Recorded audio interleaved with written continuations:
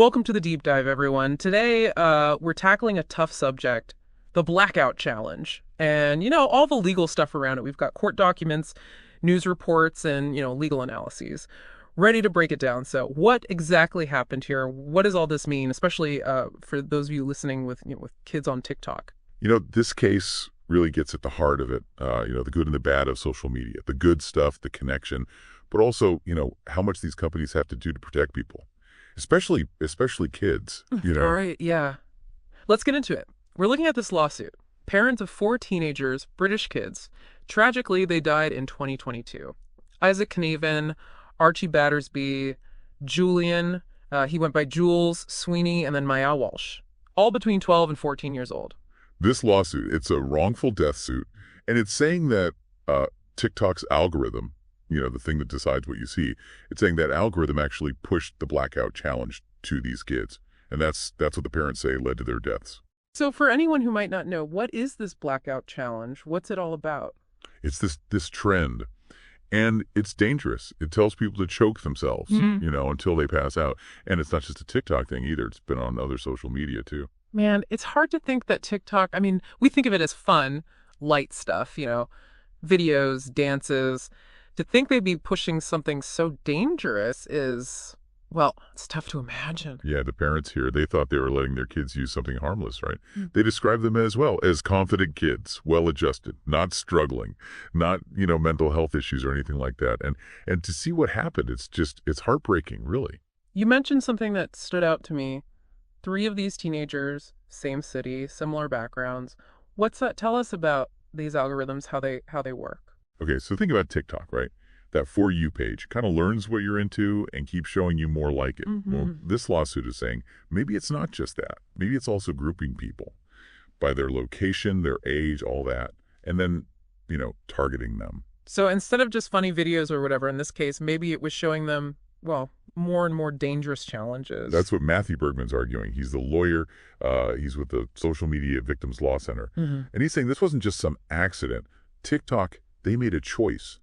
A business decision is what he calls it. He's saying they knew, right, TikTok knew about the Blackout Challenge, knew it was dangerous, but they kept it going, because people staying on the app, that means more money for them. Exactly.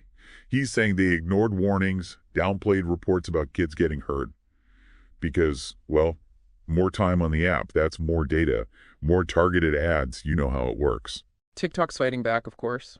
They're saying they've been blocking searches for this challenge, the Blackout Challenge, since 2020, and that they're always trying to get rid of anything dangerous. Right. They say they're redirecting people, if they search for this stuff. Yeah.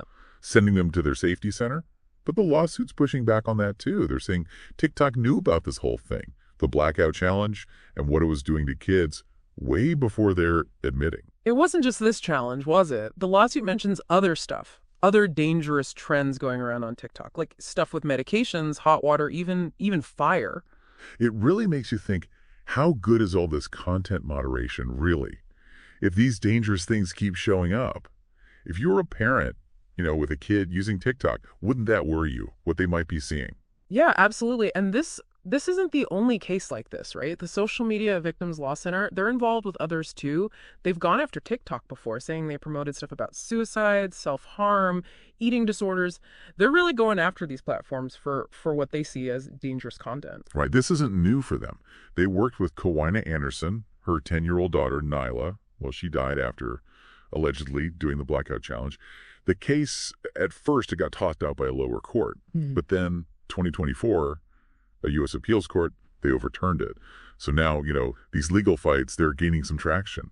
This is where it gets complicated because even when something awful happens, someone dies, it's not always clear, was it the challenge? Was it social media? Like Archie Battersby's case, the coroner, they said it was a prank or experiment gone wrong. Yeah, and the coroner couldn't say for sure was it the Blackout Challenge or not, but they said there were other possibilities. It's hard, to say this caused that. Which is what, TikTok, all these platforms, they use that, right? It's hard to prove for sure that one specific thing they showed someone caused them to do something, get hurt. Right. It is. And that's why these lawsuits are so important. They're making us think, where's the line? These algorithms, how far can they go? Who's responsible when something goes wrong?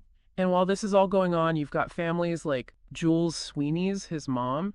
She's fighting for parents to be able to see their kids' social media accounts after they're gone, legally. She thinks it would help understand what happened, maybe prevent something like this from happening again. It's tough, though, right? Privacy, data, all that. But you see how desperate these parents are. They just want to know why, and they want to protect others from the same pain. And this isn't just happening, over there. In the UK, they've got the Online Safety Act. It starts this year, and it says social media companies, they have to do more to keep kids away from dangerous stuff. This could be huge, not just in the UK, but maybe everywhere. We're talking about making these platforms take responsibility for what they show people and what could happen. Feels like things are changing, how we think about social media, what it does to us, to society. But before we get too big picture, let's talk about these 4 kids. What else do we know about what happened to them? Well, Isaac Hanavan, his parents found him unconscious in his bedroom. He was on life support for 4 months. And then, well, he passed away. And Archie Battersby, they found him unconscious at home too. He died after they took him off life support. Awful. Just awful. And then Jules, his mom, she found him unconscious too, in his room. They tried to revive him, but he died. And Maya Walsh, they found her at home too, not responding. She was pronounced dead later at the hospital. These weren't just, numbers. These were real kids, families, friends. They had whole lives ahead of them. And now their parents, they're going through, well, something no parent should, losing a child. And on top of that, they're fighting this legal battle against a huge company. It really shows you, these algorithms, they can have a real impact, a bad impact, sometimes a really bad impact. What gets me is these platforms, they're designed to keep us on them, right? Scrolling, watching. And maybe that's part of the problem here. Yeah, that's a big part of the lawsuit. We spend more time, they get more data, they can target us better with ads, make more money. The problem is, sometimes that comes at a cost, our well-being. So where's the balance? How do you keep people engaged, but also, keep them safe, especially kids? That's the tough question, isn't it? No easy answers. But this case, it makes us look at some hard truths, the power these platforms have. And when it goes wrong, it can really go wrong. I mean, it's hard to prove for sure that something on TikTok caused these deaths, but it does feel like, I don't know, like a line's been crossed. You're right. It's one thing to show you stuff you might like. It's different to push things that could hurt people, maybe even kill them. If it's all designed to be addictive, to keep us hooked, can they really police themselves? Or do we need, I don't know, something stronger, laws, something? That's the debate everyone's having right now. Not just lawyers, but everyone. We're figuring out what to do with this technology. It's so powerful. How do we use it for good, but also keep it from hurting people? Feels like we're in the Wild West, This digital world, it's changing so fast, we don't even understand it half the time. That's a good way to put it. In this case, it's a reminder. What happens online, it matters. It can affect us in real life, especially kids. So what do we do? What can people do? Parents, anyone? How do we start to fix this? We got to talk about it openly. The risks, how to be smart online, digital literacy. That's the first step. Especially with kids, we have to talk to them about the dangers, about thinking for themselves, about how social media, it's not always real life, It's like teaching them to look both ways before crossing the street. You don't let them just run out there. Same with online. Give them the tools, the knowledge to stay safe. That's a good way to think about it. And parents, we got to be involved. We got to know what our kids are doing online. Exactly. Don't be afraid to have the tough conversations. Get involved, understand their world, be there for them. And if you're feeling lost, there are people who can help. Places like that Social Media Victims Law Center, they help families who've been through this kind of thing. This case, it's a wake-up call. We can't just sit back and let this happen. We have to do something. Demand more from these companies and teach our kids how to use all this stuff safely. It's about balance, right? Tech can be amazing, but we got to be real about the risks too. Exactly. In this case, as it goes on, it'll probably change things. How we make laws about social media, who's responsible. So if you're following this, pay attention, think critically. It matters. Don't just take things at face value. Dig deeper. Ask questions. Make up your own mind. This isn't just a court case. It's about our society, how we live now. We're all part of this digital world now. It's up to all of us to make sure it's good, that it helps people, not hurts them. So as we wrap up, what's the one thing you want people to remember from all of this? These companies, the choices they make, the things they show us, their algorithms, they have real power. And we have power too.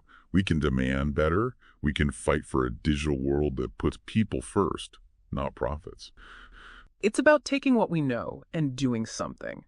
Talking to our kids, supporting the groups, fighting for change, even just being more careful ourselves online. We all have a part to play. This case shows us that. We can't just ignore it. We have to be part of the solution.